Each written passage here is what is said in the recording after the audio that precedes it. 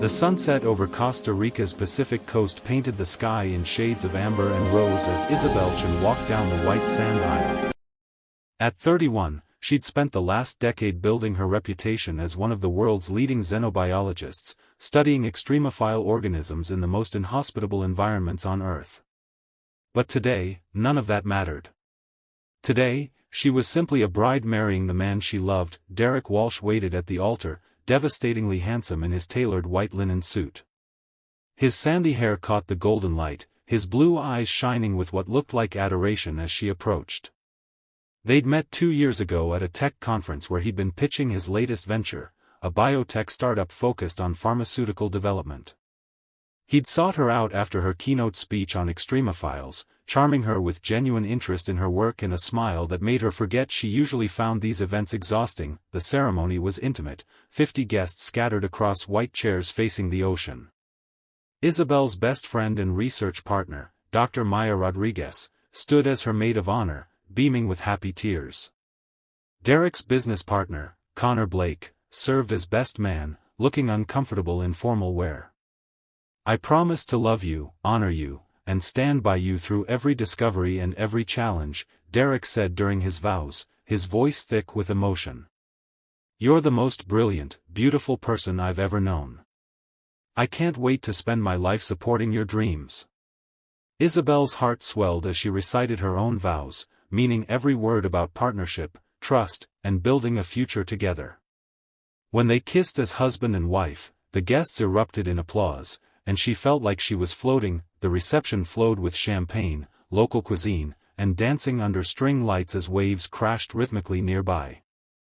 Isabel laughed more than she had in months, spinning in Derek's arms, accepting congratulations from colleagues and family who'd traveled from around the world. "I still can't believe you're married," Maya said during a quiet moment at their table. Dr. Ice Queen, settled down. "I was never an ice queen," Isabel protested, though she knew her single-minded focus on research had earned her that nickname. "I just hadn't met the right person." "Well, Derek clearly adores you. The way he looks at you, like you hung the moon." But as the evening wore on, Isabel noticed something odd. Derek kept stepping away to take calls, his expression tense when he thought no one was watching. When she asked about it, he kissed her forehead and blamed last-minute investor concerns. "It's nothing, babe. Just some anxious venture capitalists who can't leave me alone for one day. I'll handle it." The wedding night suite was spectacular, floor-to-ceiling windows overlooking the moonlit ocean, rose petals scattered across Egyptian cotton sheets, champagne chilling on ice. Isabel changed into the silk negligee she'd bought specifically for this moment, her stomach fluttering with anticipation. Derek emerged from the bathroom, but instead of the romantic attention she expected, he immediately reached for his phone, frowning at the screen. "Derek, it's our wedding night. Can't it wait?" "Just 1 second, Izzy. This is important." She watched him type furiously, his jaw tight. When she moved closer to see what was so urgent, he angled the phone away, a small gesture, but one that sent ice through her veins. "What are you hiding?" The question came out sharper than she intended. "Nothing." "God, why are you so paranoid?" He locked the phone and set it down. "Come here." But when he reached for her, Isabel pulled back. Something felt wrong, had felt wrong all evening, if she was honest. She'd attributed it to wedding jitters, but now, watching him avoid her eyes, she felt the first crack in the perfect facade. "Let me see your phone. Are you serious right now? On our wedding night, you want to start an argument?" "I'm not starting anything. I just want to know why you're so distracted." Derek's expression hardened. "Fine. You want to see? There's nothing there." He unlocked the phone and tossed it to her. Isabel scrolled through recent messages, seeing nothing unusual until she noticed a thread that had been deleted, but not from the notification history. Messages from someone labeled C, with previews that made her blood run cold. Phase 2 complete. She suspects nothing. And research access confirmed. Moving to acquisition stage. What is this? Her voice shook. Derek, what is Phase 2? What acquisition? You're misreading it. That's about a business deal, not you. Jesus, Isabel, you're being irrational. But she saw the lie in his eyes, the way his hands clenched. The man she'd married was a stranger wearing Derek's face. I need air. She grabbed a robe and fled to the balcony, then beyond, down to the beach where the ceremony had taken place hours ago. The sand was cool beneath her bare feet as she walked along the water's edge, tears streaming down her face. 24 hours. Her marriage had lasted 24 hours before shattering. That's when she saw it, a streak of purple light arcing across the sky, growing brighter, closer. It hit the ocean 100 yards offshore with a massive splash that sent waves rushing toward the beach. Isabel stood frozen, her personal crisis momentarily forgotten as she watched the water where the object had disappeared. Something glowed beneath the surface, pulsing with otherworldly light, her scientific mind engaged despite her emotional turmoil. That wasn't a meteor. The trajectory was wrong, the light too consistent. Whatever had just crashed into the Pacific Ocean off the coast of Costa Rica was something she'd spent her entire career preparing for, something not of this world.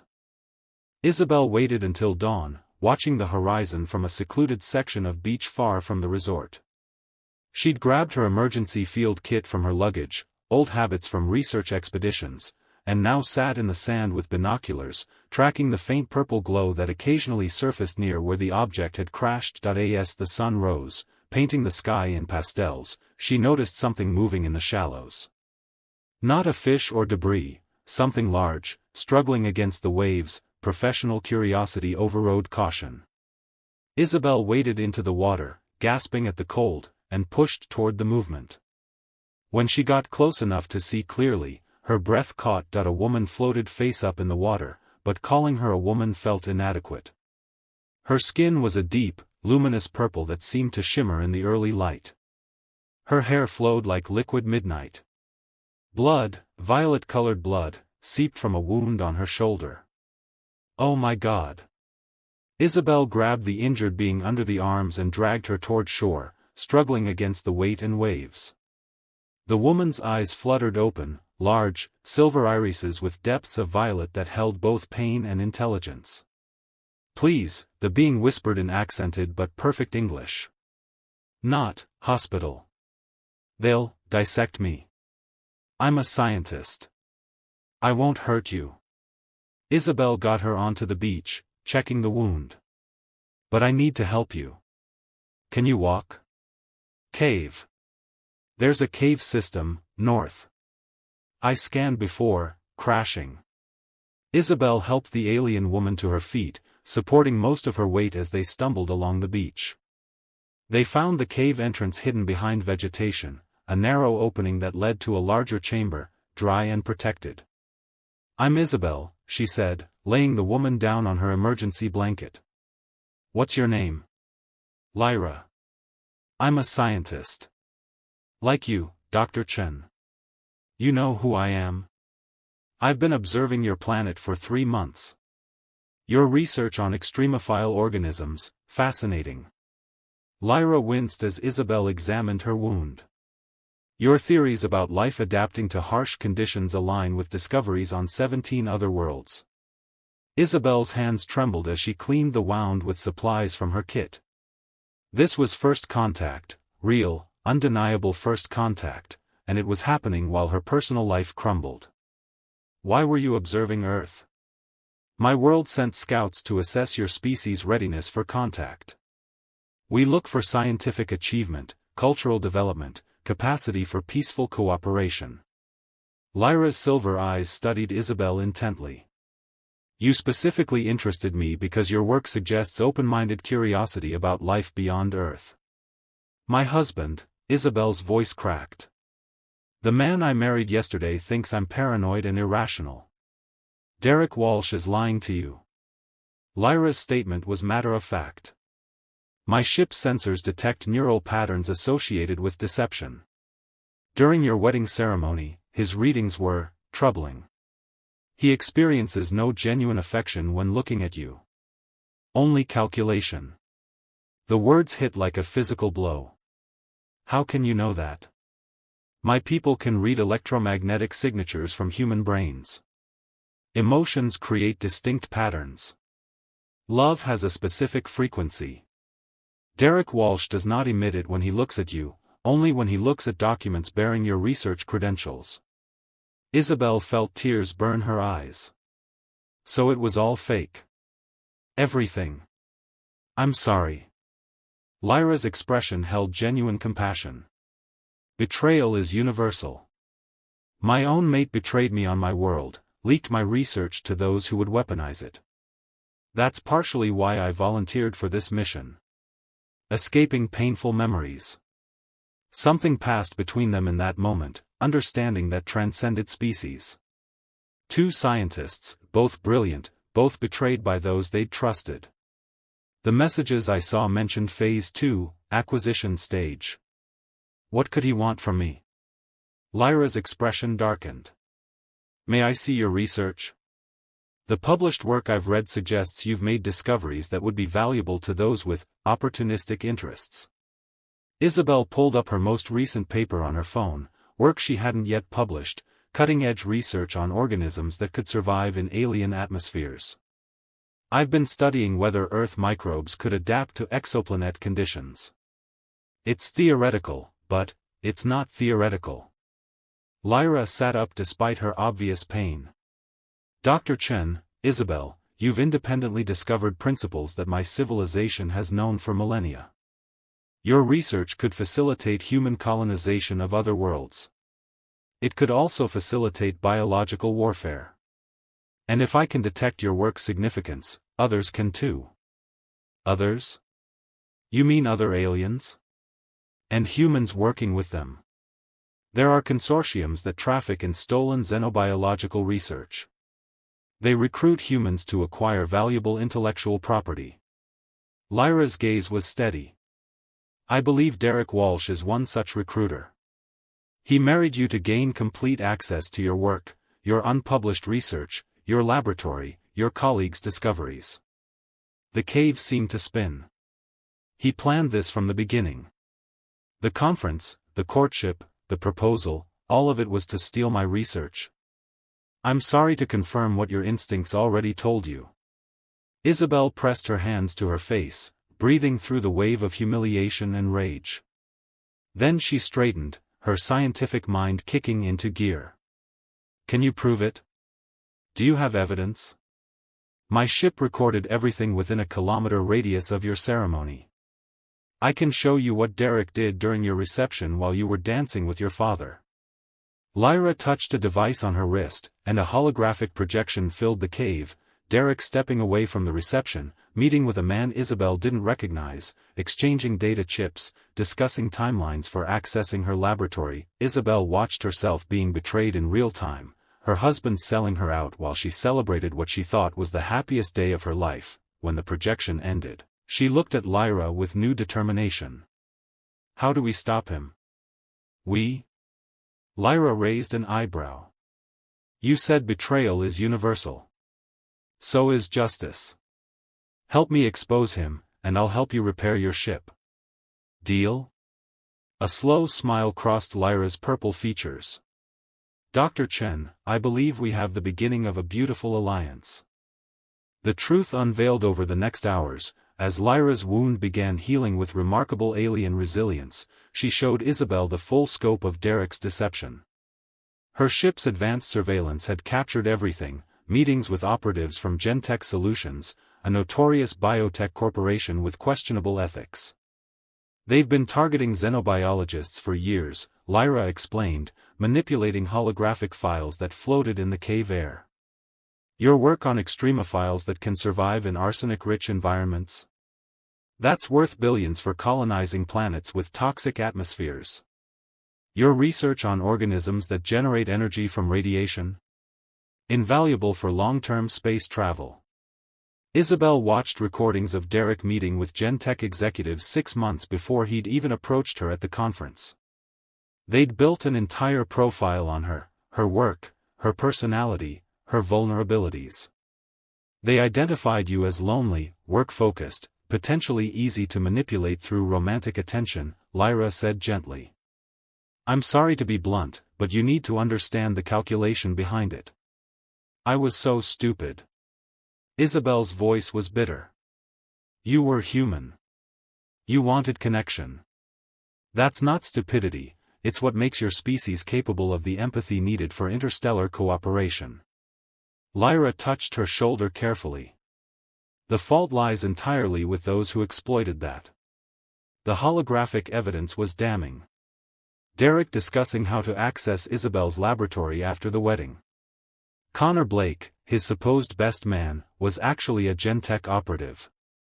Even the wedding location had been chosen because Costa Rica's lax data protection laws would make it easier to hack into her university's research servers remotely. He was going to steal everything during the honeymoon while I was distracted, Isabel realized. The romantic 2 weeks in Bali he insisted on, that was just to give them time to raid my lab. Correct. And once they had your research, the marriage would likely end in a convenient divorce where he'd claim irreconcilable differences.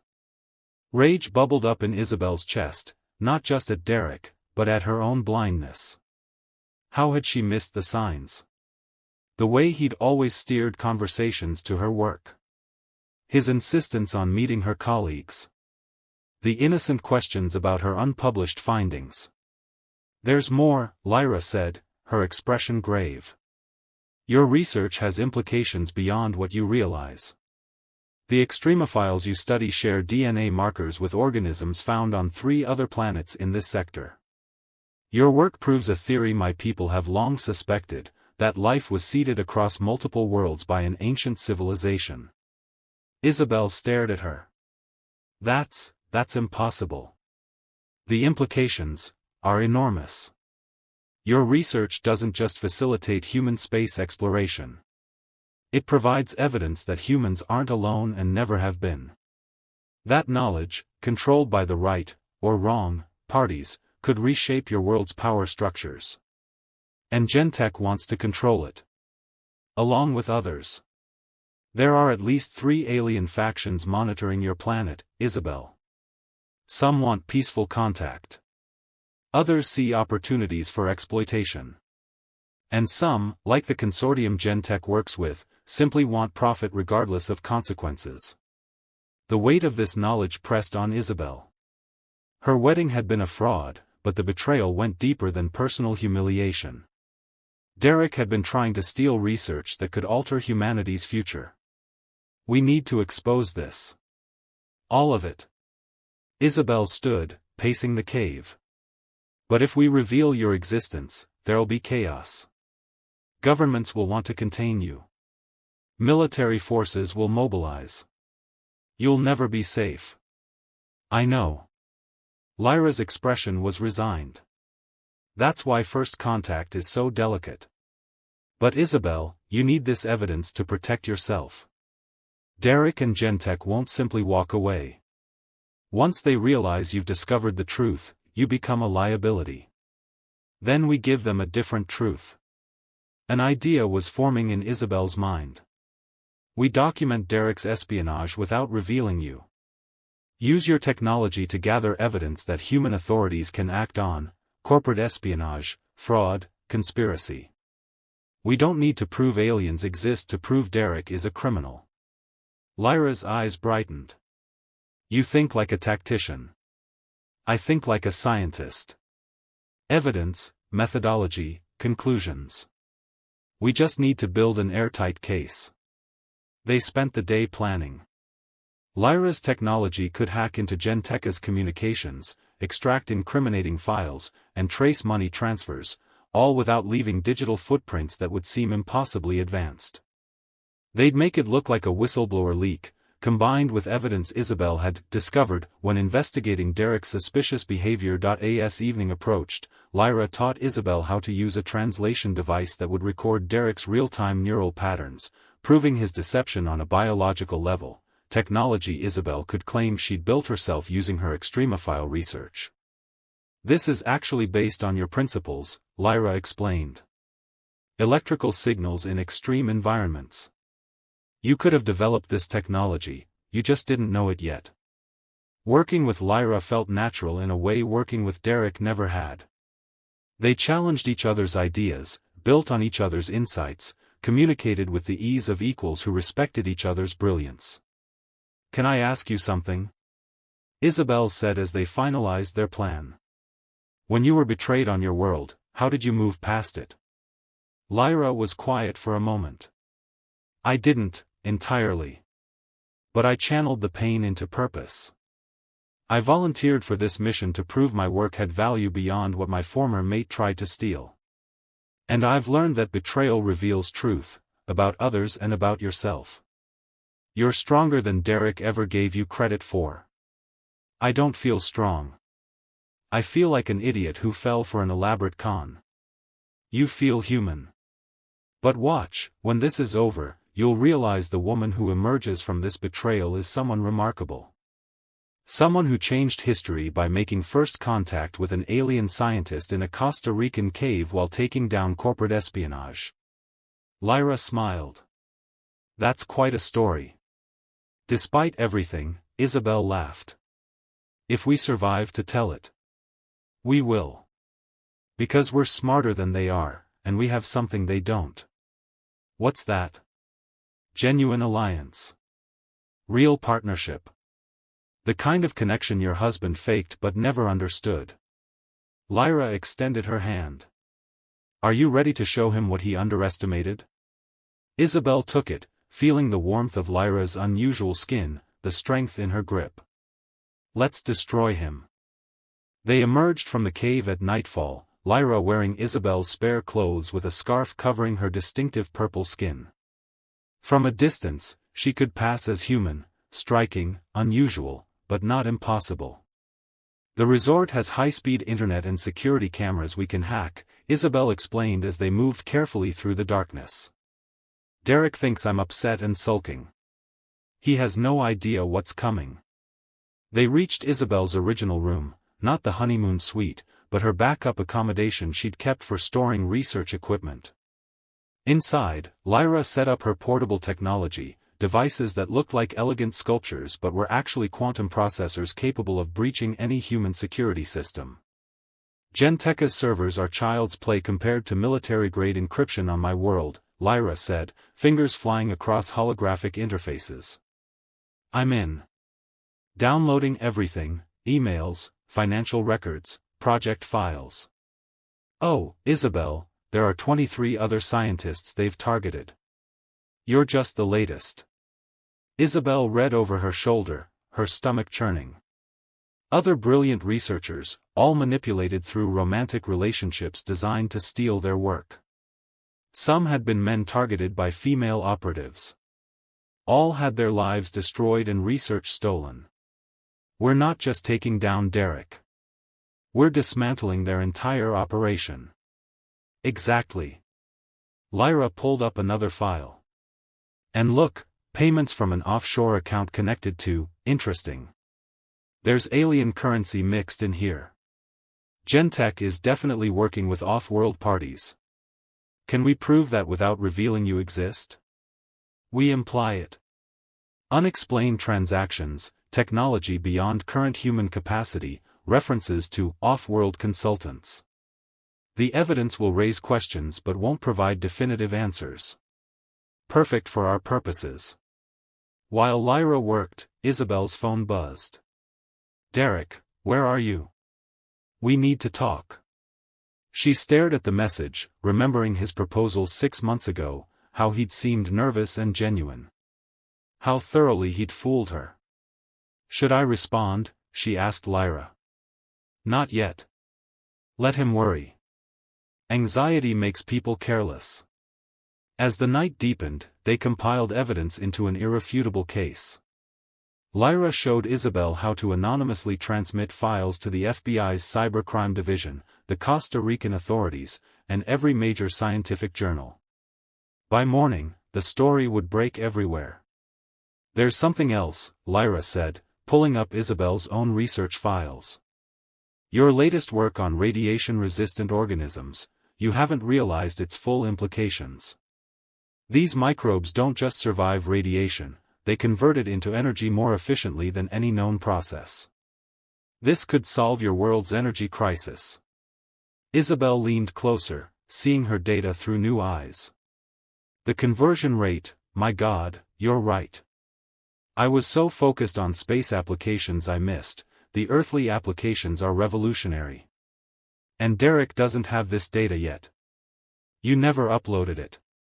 Because it wasn't peer-reviewed. I wanted to confirm my findings before publishing. Don't publish it.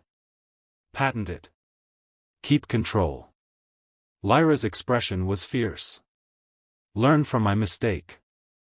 I shared my discoveries openly, believing science should be free. Then someone weaponized my work. Protect this, Isabel. Use it to build something that benefits humanity on your terms. They worked until dawn, two scientists from different worlds united in purpose. At some point, exhausted, they fell asleep side by side on the floor, Isabel's head resting on Lyra's shoulder, Lyra's arm wrapped protectively around her. Isabel woke to sunlight streaming through the windows and Lyra watching her with an expression of tenderness that made her breath catch. Thank you, Isabel whispered. For what? For being real. For being honest. For showing me what partnership actually looks like. Lyra brushed a strand of hair from Isabel's face, the gesture achingly gentle. Your species has a word, soulmate. Not limited to romance, but meaning someone who understands your soul. I think perhaps we are that, Dr. Chen. Across species, across worlds, we found each other when we both needed it most. Isabel felt tears sting her eyes, but they weren't from pain. They were from recognition. This connection, this understanding, was what she'd thought she had with Derek. But it had been here all along, waiting in the form of a purple-skinned alien scientist who'd crashed into the ocean. The evidence is ready, Lyra said softly. Today we end Derek's deception. Are you prepared? With you beside me? Yes. They showered and changed, Lyra's wound now almost healed, revealing technology and biology Isabel desperately wanted to study. But first, they had work to do. At 9 a.m., they sent the evidence. By 10 a.m., Isabel received calls from the FBI, Costa Rican authorities, and her university's legal department. By 11 a.m., news broke about Genteca's elaborate espionage operation targeting xenobiologists. By noon, Derek was arrested in the resort lobby, Connor Blake and 3 other operatives taken into custody alongside him. Isabel watched through her window as authorities led Derek away in handcuffs. He looked up, scanning the building, and their eyes met across the distance. She saw his expression shift from shock to rage to something like respect. He'd underestimated her completely. She turned away, feeling nothing. The man she'd married didn't exist. This criminal being arrested was a stranger who'd worn a borrowed face. It's done, she said to Lyra. He's gone. And you? How are you feeling? Isabel considered the question honestly. Betrayed. Angry. Humiliated. But also, relieved. And strangely excited. Like my real life is finally beginning. Lyra smiled. Good. Because I have something to show you. Lyra led Isabel back to the cave where her ship lay concealed beneath camouflage technology. In daylight, Isabel could see its elegant design, organic curves meeting geometric precision, purple metal that seemed alive with inner light. My people will come for me in 3 days, Lyra explained. My distress signal finally reached them. But before I go, I want to give you something. She produced a crystalline device that pulsed with soft light. This contains knowledge from my world, advances in xenobiology, sustainable energy, medical technology. Information that could accelerate human development by centuries. Lyra, I can't, that would violate every first contact protocol. What protocols? Your world doesn't officially know we exist. Lyra pressed the device into Isabel's hands. And this isn't interference. It's a gift from one scientist to another. Use it wisely. Share it gradually. Let humanity think these are your discoveries. They partially are. Your research led to insights my people took millennia to achieve. Isabel held the crystal, feeling its warmth. Why are you doing this? Because you deserve it. Because your work matters. And because. Lyra hesitated. Because in you, I see what first contact should be. Not exploitation, not theft, but mutual respect and shared knowledge between equals. When my people return for formal contact, and we will, eventually, I want them to meet humanity through scientists like you. I'll miss you. The words came out thick with emotion. I'll miss you too. But Isabel, this isn't goodbye forever. The universe is vast, but not infinite. We'll find each other again. They spent the next 3 days together. Lyra taught Isabel about her world, the violet oceans, the 3 moons, the culture that valued knowledge above all else. Isabel shared her dreams for humanity's future, her hopes that her species could evolve past violence and greed. And they talked about betrayal, about healing, about the strength required to trust again after being broken. My world has a saying, Lyra told her on their last night. The cracks let the light in. You were broken by Derek's deception, but look at what poured through those cracks: courage, purpose, connection. You're luminous now, Isabel. Never forget that. When Lyra's people arrived, their ship descending in the pre-dawn darkness, Isabel stood on the beach watching. Lyra embraced her one final time. Be brave. Be brilliant. Be you. Will I see you again? Count on it. Then she was gone, the ship rising silently and vanishing into the stars, leaving Isabel alone on the beach where her life had shattered and been remade in the space of 3 days. 6 months later, Dr. Isabel Chen stood in the newly opened International Institute of Xenobiology in Geneva, addressing representatives from 30 nations. Her revolutionary discovery of radiation-converting microbes, discovered through research allegedly conducted after her wedding, had made her the most sought-after scientist in the world. The process of exposing Gentech had revealed widespread corruption in scientific research. 23 scientists had been freed from manipulative relationships. Derek and his associates faced decades in prison. And Isabel had emerged as a voice for ethical research and scientific integrity. But the professional success wasn't what made her smile as she gave her keynote address. It was the man in the 3rd row, Dr. Marcus Webb, an astrochemist she'd met during the investigation. Unlike Derek, Marcus had approached her as an equal, interested in collaboration rather than exploitation. Their relationship had developed slowly, built on mutual respect and genuine affection. He wasn't perfect. He was absent-minded, sometimes too focused on his work, occasionally frustrating. But he was real. And when he looked at her, she saw authentic admiration, not calculated interest. After her speech, Marcus found her in the hallway. Brilliant as always. Though I'm pretty sure half those advances came from theoretical modeling you can't quite explain. Isabel smiled mysteriously. Lyra's gift remained her secret, information she released gradually, always attributed to her own research. Only Marcus suspected the truth, and he'd never pressed for details. Some mysteries should remain unsolved, she said. Speaking of mysteries. Marcus pulled her into a quiet corner.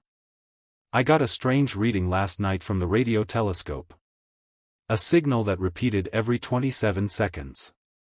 When I ran it through translation algorithms, it said, "The universe awaits. Your friend from Purple Shores." Isabel's heart leaped. She's still out there. She is. And I think she's watching over you. Marcus took her hand. Whatever happened during those 3 days in Costa Rica changed you. I won't ask for details you can't share. I just want you to know, I see you, Isabel. The real you. And I'm grateful every day that you trust me with that. Tears pricked her eyes. Derek taught me what fake looks like. You're teaching me what real feels like. Good. Because I'm hoping to keep teaching you that for a very long time. They kissed there in the hallway of the institute Isabel had built from the ashes of betrayal. Around them, the future hummed with possibility, human and alien cooperation, sustainable energy, peaceful exploration of the cosmos. That night, Isabel stood on her apartment balcony, looking up at the stars. Somewhere out there, Lyra was conducting research, probably thinking of her Earth friend who'd helped her heal and been helped in turn. The betrayal that shattered her wedding had led to this, a life richer and more meaningful than any marriage to Derek could have been. She'd lost a husband but gained herself. Lost false love but found real connection.